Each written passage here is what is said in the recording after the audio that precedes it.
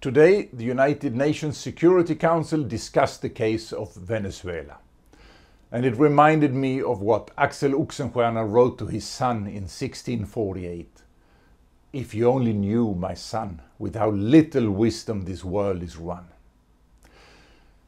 There is a discussion between, on the one hand, Russia, China, who wants to respect the sovereignty of Venezuela, and on the other hand, the United States, the United Kingdom, Germany, and other countries who want the Venezuelan people to be free.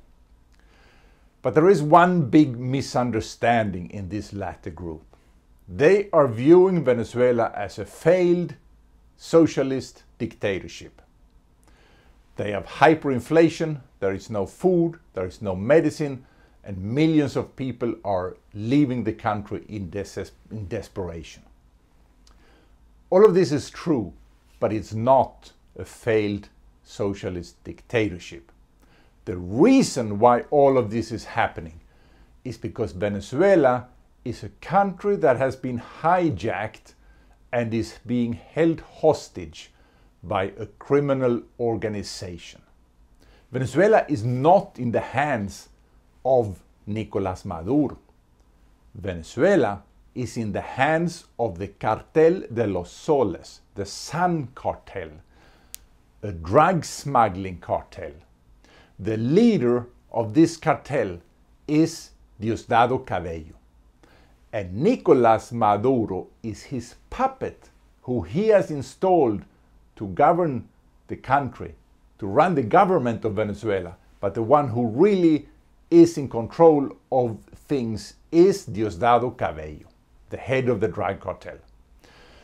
This is an international crime organization. They are smuggling cocaine, which comes into Venezuela from Colombia mainly, and they are smuggling it out through Nicaragua, Honduras, Mexico, and other countries.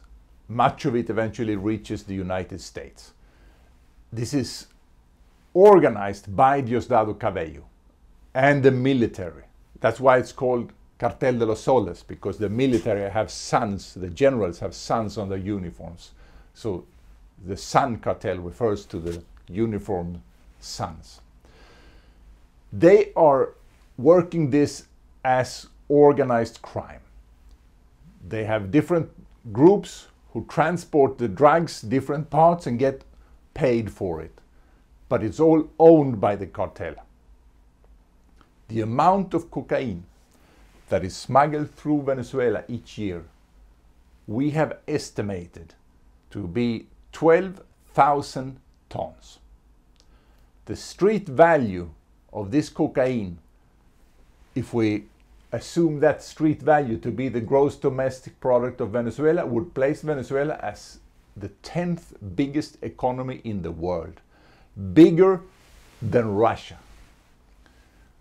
So you should understand that the drug cartel, El Cartel de los Soles, is an incredibly rich organization of organized crime, several times bigger than the largest company in the world, which is Walmart. However, in this case, one person controls all of this, and that's Diosdado Cabello. So you will see that Diosdado Cabello is by far the world's richest man, much richer than number 2, who is Vladimir Putin, the president of Russia. Money is power. This power that they have makes it a threat to the entire world. They can easily buy presidencies in any country in Latin America, and they've done so. They can corrupt organizations anywhere in the world practically.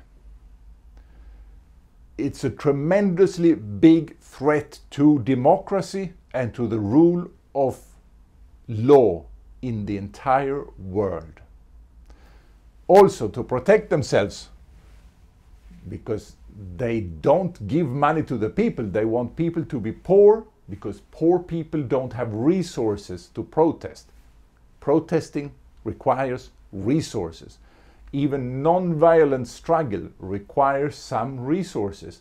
And by depriving the people all access to resources so that they are left starving and dying for lack of medicine and being forced to emigrate and leave the country, the drug cartel is left in control, in complete control of the country. The drug cartel wants people to be gone. They don't want the people there. They just want the terrain, the land, because they use the land for their drug trafficking operations. They use farms to fly from, to fly airplanes out and in, and the ports and the rivers.